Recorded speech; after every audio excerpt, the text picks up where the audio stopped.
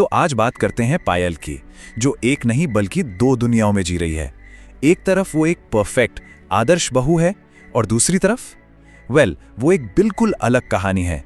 उसकी कहानी सिर्फ उसकी नहीं है, बल्कि उन लाखों लोगों की है जो कहीं ना कहीं परंपरा और मॉडर्न सोच के बीच में फंसे हुए हैं। तो चलिए जरा करीब से देखते हैं पायल के इन दो चेहरों को। कहानी की शुरुआत होती है इसी तारीफ से। ये वो शब्द हैं जो गांव में पायल की पहचान बन चुके हैं। मतलब हर किसी की जुबान पर बस यही बात। ये वो पायल है जिसे उसके ससुराल वाले जानते हैं और जिस पर उन्हें बहुत बहुत नाज है। तो पायल का ये पहला चेहरा, पहला रूप कौन सा है? ये है गांव की एक संस्कारी बहू का। चलिए जरा देखते हैं कि इस आदर्श पहचान के पीछे आखिर छिपा क्या क्या है। तो गांव में पायल है कैसी? देखिए, पढ़ी लिखी होने के बावजूद वो परंपरा की हर कसौटी पर खरी उतरती है। बड़ों की सेवा करना, भारी साड़ियां पहनना, लंबा सा घूंघट रखना और आवाज एकदम धीमी। इन सब ने मिलकर बताया क्या किया? सिर्फ 7 दिनों में, जी हां, सिर्फ 1 हफ्ते में सबका दिल जीत लिया। सच में वो तो जैसे एक संस्कारी बहू की जीती जागती मिसाल थी। लेकिन इतनी तारीफों के बीच में ना एक डर भी छुपा हुआ था, एक छोटी सी चिंता कि भाई शहर जाकर ये ऐसी ही रहेगी, कहीं शहर की हवा उसे बदल ना दे। और यही डर, हाँ यही डर कहानी के सबसे बड़े टर्निंग पॉइंट की वजह बनने वाला था। और फिर कहानी गांव से निकलकर पहुंचती है शहर, और यहाँ पायल की एक बिल्कुल नई पहचान हमारे सामने आती है।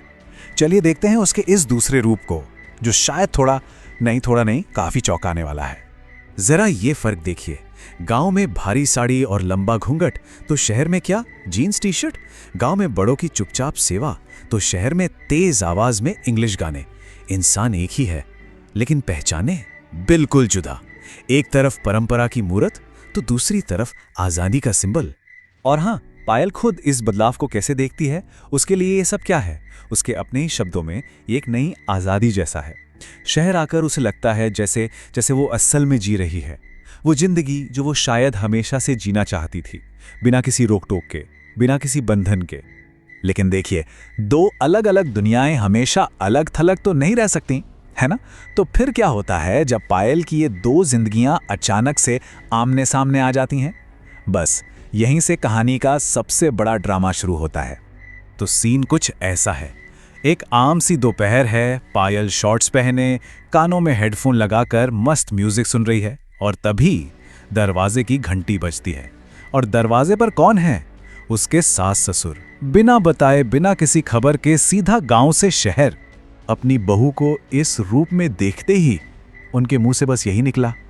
सोचिए कितना बड़ा शौक, कितनी बड़ी हैरानी। और ये जो हैरानी थी ना, ये फौरन गुस्से और इनकार में बदल गई। अपनी बहू को शॉर्ट्स में और छोटे बालों में देखकर उन्होंने तो उसे पहचानने तक से इनकार कर दिया। उनके लिए ये उनकी वो संस्कारी बहू बिल्कुल नहीं थी।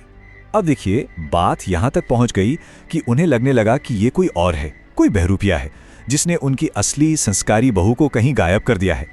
वो इस सच्चाई को हजम ही नहीं कर पा रहे थे कि उनकी पायल ऐसी भी दिख सकती है।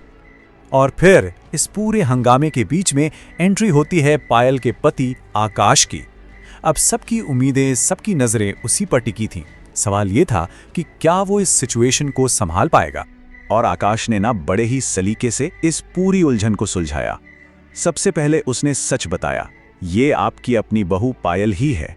फिर उसने वजह समझाई कि गांव में वो वैसी इसलिए थी क्योंकि वो आपका मान रखती है, आपकी इज्जत करती है।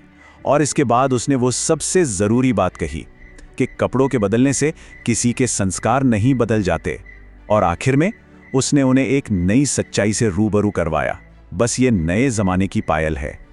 अब सच सामने आने के बाद जाहिर है माता पिता को अपनी गलती का एहसास हुआ।